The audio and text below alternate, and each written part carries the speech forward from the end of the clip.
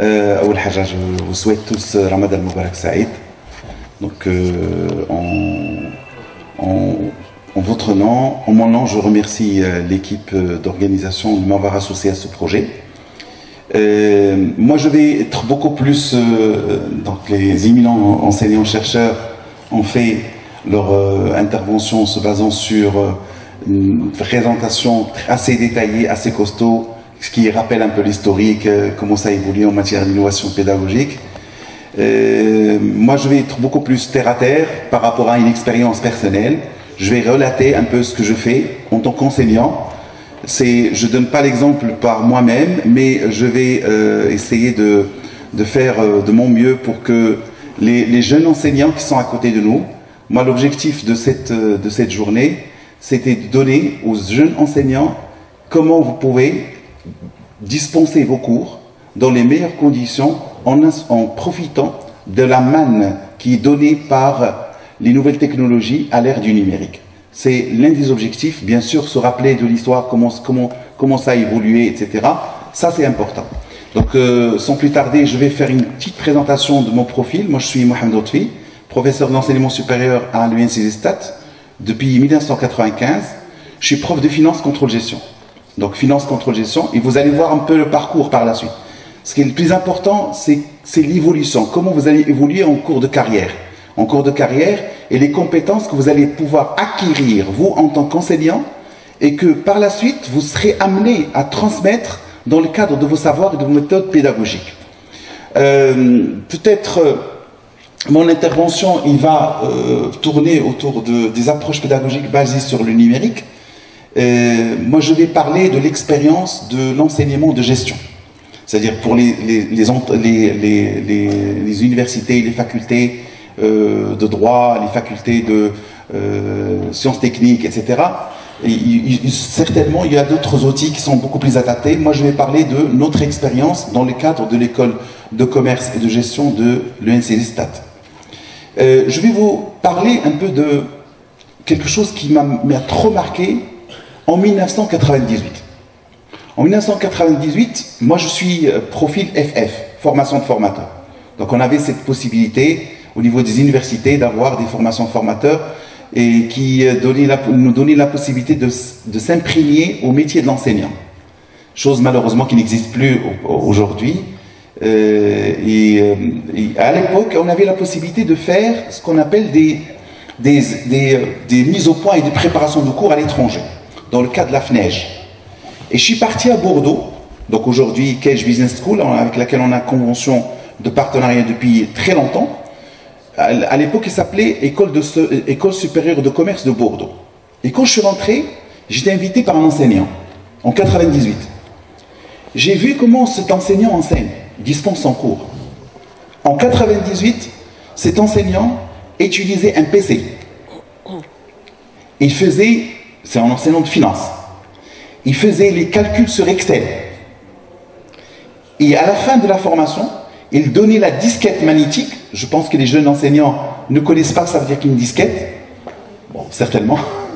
Donc, disquette magnétique, il leur donnait la disquette magnétique à partager entre les étudiants. Les étudiants, pendant 2 mois, ils galéraient pour avoir ça, parce qu'ils venaient de lycée, système classique, tableau, etc. Mais après 2 mois, tous les étudiants se sont habitués aux méthodes et aux approches pédagogiques qui se basent sur quoi? Aujourd'hui, je prends le cas des ENCG, par exemple. Nous, on forme des cadres moyens ou des cadres supérieurs pour les entreprises. Je vois mal qu'un enseignant de finance, un enseignant de compta, un enseignant de fiscalité, un enseignant de droit, un enseignant d'informatique, ou un enseignant de management, ou un enseignant de marketing, ne soit pas orienté entreprise. Ça veut dire quoi, ne soit pas orienté entreprise? Il doit normalement réfléchir à former ces jeunes pour qu'ils puissent, au moment de leur stage, montrer qu'ils ont appris quelque chose avec cet enseignant. Alors, Mohamed Lotfi, avec bien sûr Sibel Issaoui, l'équipe Sereda, l'équipe de l'école, on avait développé depuis très longtemps des méthodes pédagogiques qui sont orientées sur l'utilisation de l'outil numérique. Je dirais l'utilisation de l'outil numérique. Moi, je pense que le jeune enseignant, Ce que je demande aux étudiants, ben même si je n'ai pas le droit de vous dire, on est des collègues, mais je vous le dis, pour ceux qui veulent vraiment percer dans le monde professionnel, donc développer 3 compétences. La compétence informatique, très importante. Quand je dis la compétence informatique, quel que soit votre métier, quelle que soit votre discipline, la compétence informatique est importante. Développer les compétences linguistiques. Les compétences linguistiques, et je pense que Monsieur le Président tout à l'heure, quand il a parlé d'un compte Rosetta pour tous les enseignants gratuitement, ça c'est une opportunité qui n'existe pas dans toutes les universités, etc. On a cette chance de pouvoir développer des compétences au niveau linguistique. Et troisième élément, quand on est enseignant, on doit être capable de faire de la transformation sur nous-mêmes. C'est la conduite, change management sur nous-mêmes. Alors, change management ou change personnalité ou change compétences sur nous-mêmes. Aujourd'hui, les compétences d'il y a 10 ans ne sont plus adaptées pour aujourd'hui. Peut-être qu'il y a d'autres compétences qui sont adaptées. Donc, ce que je vous demande de retenir, essayez de faire de vous-même un levier de croissance dans le cadre de vos classes. Et essayez de rendre vos cours le plus ludique possible. Alors, quand j'ai dit le plus ludique possible, ben, je vais peut-être vous parler des expériences qu'on a. Aujourd'hui, en termes d'apprentissage, on a bien sûr la plateforme modèle pour pouvoir enregistrer nos cours, etc. Mais moi, je vais aller au-delà du modèle. Modèle, c'est une bonne plateforme, très intéressante. Donc, c'est le SMIC. On doit commencer déjà par ça. Mais il y a aussi d'autres choses. C'est-à-dire, pourquoi pas développer des plateformes de e-learning au vrai sens du terme. E-learning au vrai sens du terme, on avait commencé une expérience avec l'université de Dial Oujda, je pense. Oujda ou Mohamed Abdallah, où il y avait une autre université, on a constitué avec l'université Dunkerque. Et à Agadir, on avait constitué une plateforme de e-learning, carrément e-learning, qui nous permettait de faire des cours, mais d'accompagner aussi les étudiants. D'accompagner les étudiants, de faire de l'assistanat, de rentrer, demander, les étudiants posaient des questions, il y avait des évaluations en cours de route. Ça pourrait, je dirais, rendre l'apprentissage à distance beaucoup plus intéressante. Malheureusement, les plateformes de formation qui se basent uniquement sur un cours qu'on pose, bien sûr, ça c'est le SMIC, sur un cours qu'on pose dans une plateforme et que les étudiants ont la possibilité de revoir 1, 2 fois, 3 fois, 4 fois, c'est une bonne chose. Mais on voudrait avoir des choses beaucoup plus intéressantes, c'est de donner la possibilité aux étudiants de rentrer, de poser des questions, que l'enseignant organise un programme, de faire des évaluations en cours de route sur la plateforme, ça pourrait être intéressant. Alors, quand j'ai commencé à enseigner l'expérience, je commençais à enseigner la finance. Or, un enseignant de finance, donc je commençais à enseigner la finance sur tableau. Les méthodes pédagogiques commencent par déjà, premier élément, il n'y a de richesse qu'en vous. C'est le premier constat. Vous devrez vous-même choisir de s'améliorer. Parce que si vous allez vous contenter sur votre cours et vous allez partir, moi je fais mon cours, c'est théorique, aujourd'hui avec les nouvelles technologies, les étudiants peuvent télécharger n'importe quel cours gratuitement, sans aucun effort. Mieux que le nôtre. Structuré, bien fait, etc. Aujourd'hui, si vous arrivez à vous dire comment je pourrais me distinguer de la machine, comment je pourrais me distinguer de l'IA, alors en faisant quoi? En faisant du développement sur soi-même. Alors, je commence un cours de finance. Au début, j'ai fait des tableaux, j'ai fait des... Comme ce qu'on avait vécu quand on est étudiant. Maintenant, je me dis, est-ce qu'il y a un outil qui va donner la possibilité aux étudiants de pouvoir suivre mieux, de savoir est-ce que c'est orienté entreprise, ça c'est plus ou moins comme l'entreprise. J'ai commencé avec Sibla Issaoui et compagnie, beaucoup d'enseignants de l'école, on a développé Excel. On a commencé à travailler uniquement sur Excel. Sur Excel, c'est-à-dire on donnait la possibilité aux étudiants de ramener leur PC, s'ils ont des PC, la plupart, bon, généralement aujourd'hui les PC sont plus ou moins chers par rapport à auparavant, donc ils ramenaient leur PC portable, ils pouvaient suivre avec moi. Et on faisait l'attention, oui, et l'intérêt, et l'apprentissage, et le transfert de compétences. Je ne transfère pas la compétence uniquement technique par rapport au cours. Je mets à leur disposition également les compétences informatiques. Voilà comment faire un raccourci. Je complète également le cours de mon collègue d'informatique. Et je leur dis, attention, l'informatique ne sert pas uniquement à passer un cours, à faire de la programmation. L'informatique, c'est un outil de gestion, c'est un outil de travail, etc. Et en matière d'évaluation, en matière d'animation, on a, depuis très longtemps, on a fait le choix de faire ce que vous avez parlé de les jeux de simulation. Donc on a souscrit avec un partenaire étranger de Bordeaux, une solution qui s'appelle Arkay. Arkay, c'est un bon logiciel, ce qui donne la possibilité de dire, attention, dans une école, il y a un enseignant qui enseigne la finance, il y a un enseignant qui enseigne le marketing, il y a un enseignant qui enseigne l'informatique, il y a un enseignant qui enseigne la gestion de production, les achats, etc. Mais chacun de nous, dans son périmètre.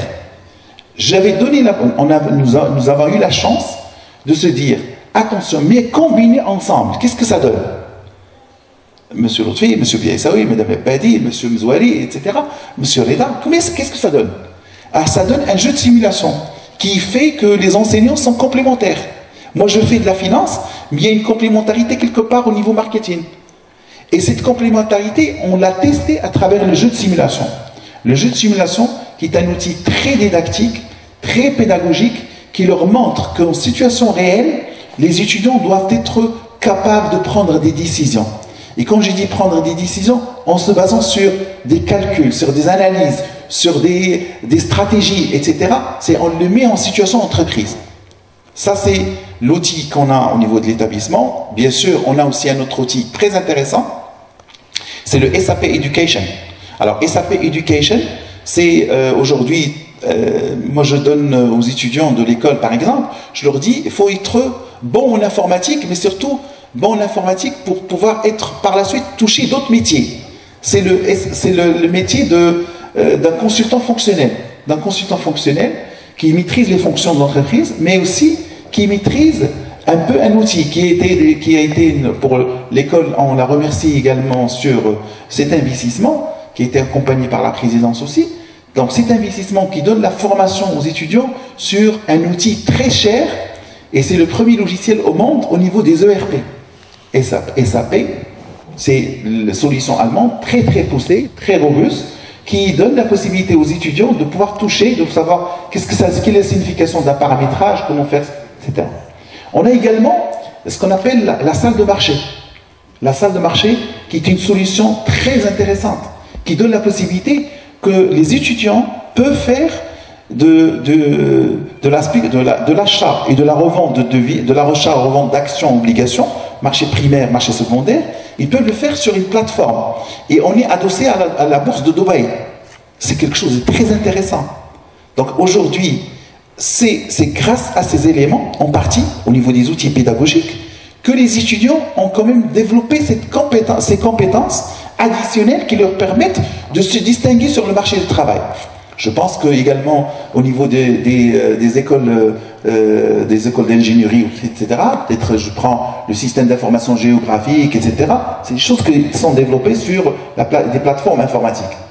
Alors maintenant, une minute. Pour une minute, je vais peut-être basculer sur les outils d'évaluation. Alors pour les outils d'évaluation, depuis très longtemps, j'ai pas fait de diapo, hein. Merci. Bascule sur l'outil d'évaluation. Alors, très très bien. Alors là, je vous donne un exemple. C'est une plateforme Evalbox. Alors, plateforme Evalbox, je vous ai donné mon compte personnel. Voilà ce que j'ai fait avec cette plateforme. C'est une plateforme gratuite pour les enseignants. Hein. Gratuite, sans problème. Vous pouvez travailler avec elle. Ça veut dire que les quiz et les évaluations intercours, vous pouvez les faire sur cette plateforme. Vous pouvez les faire même à distance, chez eux, dans leur maison, dans leur lit. Il n'y a aucun problème. Les étudiants, et vous allez voir que même les notes, ils seront répartis selon la loi normale, une gaussienne. Même s'ils vont tricher, ils ne peuvent pas tricher. Donc, j'ai fait avec cette évaluation 190 examens. Et c'est des choses que j'ai découvert comme ça, par hasard. Dernière plateforme.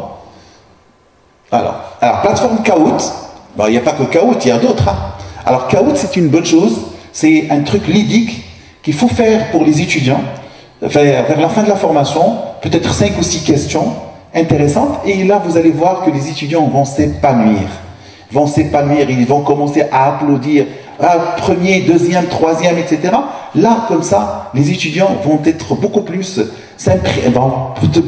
apprécier ces outils liés aux nouvelles technologies. Je vais terminer, peut-être pour ne pas prendre beaucoup de temps, je vais terminer par quelque chose qui dépend que de l'enseignant. En 2017, j'ai découvert par hasard un logiciel qui s'appelle Power BI. Par hasard. Aujourd'hui, c'est un logiciel avec lequel je donne des cours aux étudiants.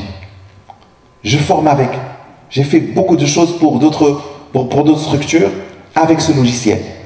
Ça veut dire que si vous voulez la richesse la plus sérieuse et la plus sincère qui existe, elle existe en vous et en nous. Nous, enseignants, on doit vraiment faire l'effort sur nous-mêmes pour que l'on puisse transmettre ce savoir à nos étudiants et à nos élèves pour qu'ils puissent en profiter de la manière la plus simple et la plus intéressante possible. Donc, et je vous remercie pour votre écoute. Merci Seltri pour cette présentation très riche. Alors vous avez autrement, si vous voulez, fait la présentation en vous basant essentiellement sur un principe maintenant affiché, mandaté dans le cadre de la narration, ce qu'on appelle le storytelling, c'est-à-dire revenir sur sa propre vie, sur sa propre pratique, devant des personnes qui vont pratiquer, et donc c'est très important. Vous avez signalé, mais dans le détail, différentes compétences que doit avoir maintenant l'enseignant, parce qu'il est amené à changer avec les changements, avec les réformes. Et vous avez cité notoirement 3 grandes compétences, l'une liée à ce qui est technique, c'est l'informatique, l'autre liée à ce qui est linguistique, et la troisième, la plus fondamentale, la plus importante, et qui, quelque part, fait écho à ce qu'ont dit les deux intervenants, si vous êtes, à savoir, tout d'abord, l'interdisciplinarité, puisque à un certain moment, vous avez parlé de la coopération que vous avez au sein de l'ENCG entre les différents enseignants, selon la discipline de chacun, et autre chose, c'est la co-construction du sens. Et bien entendu, vous avez terminé avec les types, si vous voulez, d'évaluation et des exemples pratiques également sur le sillage de Mousted, lorsque notamment vous avez terminé avec la question du gaming qui, quelque part, plaire et instruire en même temps. Merci pour vous. Merci à vous.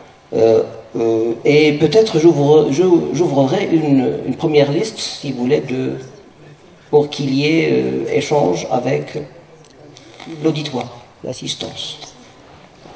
Merci.